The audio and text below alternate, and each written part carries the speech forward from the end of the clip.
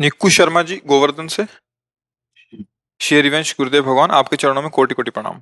श्री सदगुरु भगवान हमारी कोई संतान नहीं है, इस बात से मुझे कभी दुख नहीं होता, जबकि खुशी सी होती है कि मेरे साधन भजन में कोई समस्या नहीं है। मेरी धर्मपत्नी भी खुश थी, लेकिन गुरुदेव भगवान महाभारत के एक प्रसंग में आपसे सुना कि बिना संतान के जीवन व्यर्थ है, तब से मेरी पत्नी व्याकुल है। गुरुदेव कुछ मार्गदर्शन करें कि उसी मन में निश्चिंत। उत्तर नहीं था, फिर उसे सुन लीजिए। अगर आपको लगता है कि गृहस्थी में ही रहना है, बाबा जी तो बनना नहीं, विरक्त होना नहीं हमें, और हमें संतान वाली लाभ की वृत्ति प्राप्त करनी है, तो लाडली लाल से बढ़कर कोई है क्या? और वो कहते हैं ये था मम प्रपद्यन्ते तास तथैव भजाम्यहम्, जो मेरे को जैसे बजता है मैं वैसे ही भाव में आता हूँ उसके।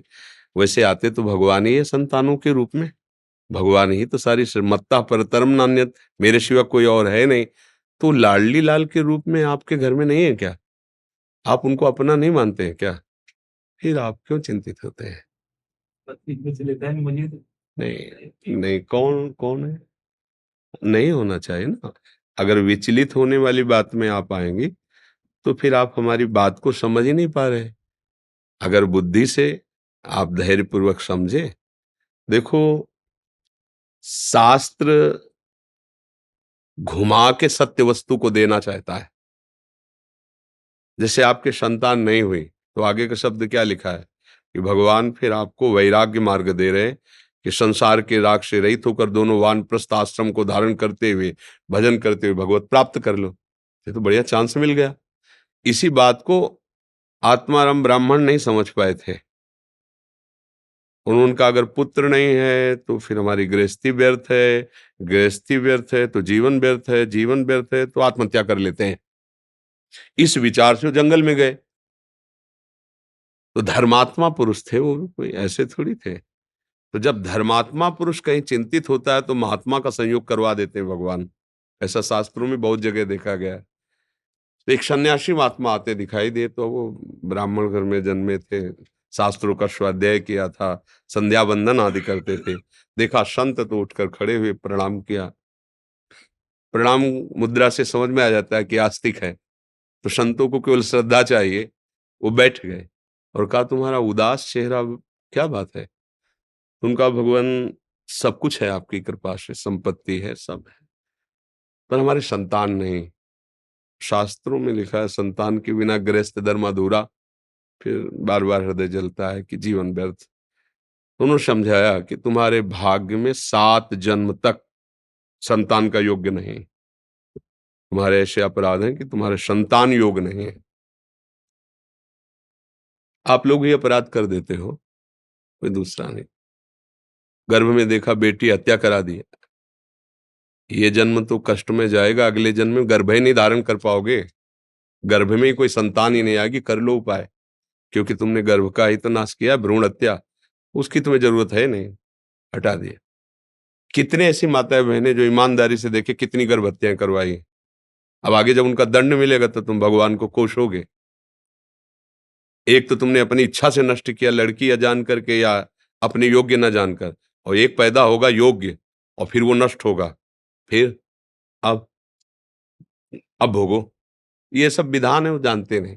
अब उन्होंने जब बहुत हठ किया, नहीं माना, तो एक फल दिया और कहा अपनी पत्नी को खवा देना, इससे बालक होगा। बड़े खुशी हुई, आ गए, पत्नी को दिया। जब भाग्य में नहीं है तो कैसे स्वीकार? तो उसने कहा कि खा लेंगे। नहीं, उन्होंने कहा अभी तो ऐसे थोड़ी पाया जाता है, संत महापुरुषों का प्रसाद नहा धो के, आप विश्वास नहीं करते। उन्होंने कहा ठीक है, अच्छा पा लेना। और उसने अपनी बहन को बुलाया, उसी गांव में भी आई थी। तो कहा हमें तो बहुत डर लगता है, फल खाएंगी पेट बढ़ेगा, और कहीं आग लग गई तो गर्भवती स्त्री दौड़ कैसे पाएगी। मतलब कितनी को बातें हैं ऐसे। तो हमारी तो खाने की इच्छा नहीं। तो बोली दीदी तुम मत पाना, मेरे गर्भ है, तुम नाटक करना कि हमारे पेट है, गर्भ में बालक है, और ये परीक्षा के लिए गऊ को खवा दो। तो उसने ऐसा ही किया, वो फल गऊ को पवा दिया। अब उसको नाटक करती रही कि हाँ हमारे गर्भ है, और जब उसके बच्चा हुआ तो बच्चा मंगवा लिया, बोले बच्चा हुआ, और दासियों को पैसा दे दिया। ब्राह्मण बड़ा खुशी हुआ, और उनकी पत्नी का नाम धुंधुली था तो इसलिए उसका नाम धुंधकारी रख दिया। और ठीक समय पे गौ के बच्चा हुआ, तो कान तो गौ जैसे और बालक स्वरूप बड़ा आश्चर्य। ब्राह्मण बोले हमारे तो भाग्य खुल गए, पहले हमारी बच्चा नहीं होता था, अब गौ के भी मनुष्य जैसा बच्चा हुआ। वो बड़े आनंदित थे, उसका नाम गोकर्ण रखा जो संत प्रसाद से, और इनका नाम धुंधकारी रखा। चरित्र है भागवत में प्रारंभ में। वो बचपन से इतना दुष्ट निकला कि खेलते हुए बच्चों को उठा के कुआं में फेंक देता। क्या क्या हत्या। जब बड़ा हुआ तो 5 वेश्याओं को संग रखता और सब आतंक, मतलब इतना पीटा अपनी माँ को कि वो कुएं में गिर के मर गई। हाँ, अत्याचार। अब तो उनको लगा कि इससे तो अच्छा है संतान न होती। और वो बचपन से ही भगवत प्रदत्त संत स्वरूप ही थे। वो तो तीर्थ यात्रा को गए थे, लौट के जब आए तो चरणों में गिर करके उन्होंने कहा, बेटा गोकर्ण अब तो हमारा सर्वनाश हो गया। बोले पिताजी अभी एक उपाय है, भगवान का आश्रय लेकर और अब भाग जाओ यहां से आप, और एकांत में श्री कृष्ण का भजन करो और भागवत के 10वें स्कंद का पाठ करो। बहुत जल्दी आपको भगवत प्राप्ति हो जाएगी।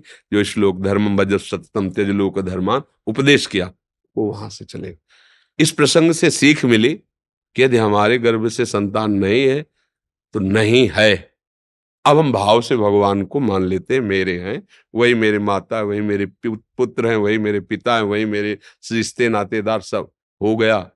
भागवत में लिखा है तीनों ऋणों से मुक्त हो जाता है, मातृ ऋण, देव ऋण, ऋषि ऋण, इन सब ऋणों से मुक्त हो जाता है जो भगवान को प्राप्त करता है। तो ये सब मतलब इसीलिए कहा गया शास्त्र रूपी जंगल से गाइड करने वाले की अंगुली पकड़ के चलो तो बच जाओगे, नहीं फंस जाओगे। तो इसलिए फिर तो मतलब सब गड़बड़ हो जाएगा। चाहिए भगवान की इच्छा हो, अब इच्छा हो जाए संतान की तो अब फिर परेशानी हो जाएगी। अरे होना हो तो हो, नहीं होना हो तो हम खुद जिनकी संतान उनको प्राप्त करने के लिए मुझे मिला मुख्य धर्म क्या है? भगवत प्राप्ति। ये सब साधारण धर्म है। तो भगवान ने क्या आदेश किया है? सर्वधर्मान परित्यज्य मामेकम शरणम ब्रज। ये बात बोले पाप जो लगा तो आम स्वर पापेभ्यो मोक्षयिष्यामि मा शुचः। तो चिंता मत कर, मैं हूं। बहुत तुम्हारे को लग रहा है तो गोपाल जी को बैठा लो, लाल गोपाल दुलार करो उनको कि हमारे नौ किशोर किशोरी आराध्य देव, और ये मेरा लाला, देखो लाला तन्मयता करके देखो, अगर बोलने न लगे तो बताना। पर तुम्हारे प्यार, तुम्हारी तन्मयता, अगर बालक ही चाहिए तो देखो ना, अखिल कोटि ब्रह्मांडों का पिता घुटनों के बल चल रहा है नंद बाबा के आंगन में, दशरथ जी के महल में। ये क्या है? भावना इतना। तो वैसे भी सब रूपों में भगवान है, तो ये तो चिंता का विषय नहीं। क्यों सके? महाराज जी, जैसे आपने बोला वानप्रस्थ का आश्रय लेके वैराग्य से आगे का जीवन व्यतीत करो, बट ये अभी गृहस्थी में इसी वेश में रह के अगर भजन करना चाहें, ये भजन करेंगे, बट वैराग्य का आश्रय लेके बाहर। भाई वैराग्य का मतलब कपड़ना बदलना नहीं है। वैराग्य का मतलब इन सब बातों की चाह खत्म कर देना। राग का त्याग ही तो वैराग्य है। आप पैंट शर्ट पहनो, हम कह रहे हैं, और कोट पहनो, ऊपर से सोने की जंजीर पहन लो, क्या फर्क पड़ता है? अंदर से राग नहीं तो कोई फर्क नहीं पड़ता। और राग है तो एक लंगोटी और कमंडल भी तुम्हारे लिए एक बाधक बन जाएगा। एक लंगोटी और एक कमंडल, वो भी तुम्हारे लिए मुक्ति में बाधा पहुंचा देगा। और राग नहीं तो चक्रवर्ती सम्राट है अम्बरीश जी, वो महान भक्त हैं, उनकी गाथा गाई जा रही। बात समझो, हम अंदर से तैयार कर लिए कि अब मेरे को भगवान ही जो कुछ है उनका भजन करना है, और ऐसे ही रहो। अंदर से निश्चय करो। अब देखो संतान उत्पन्न नहीं करना तो अब काम को हमको कंट्रोल करना है, काम वृत्ति को, कि व्यर्थ में काहे को समय और जीवन नष्ट करें। संतान उत्पन्न नहीं हुई, अब हमारा मार्ग भगवत प्राप्ति, तो दोनों ब्रह्मचर्य का आश्रय लेके चले।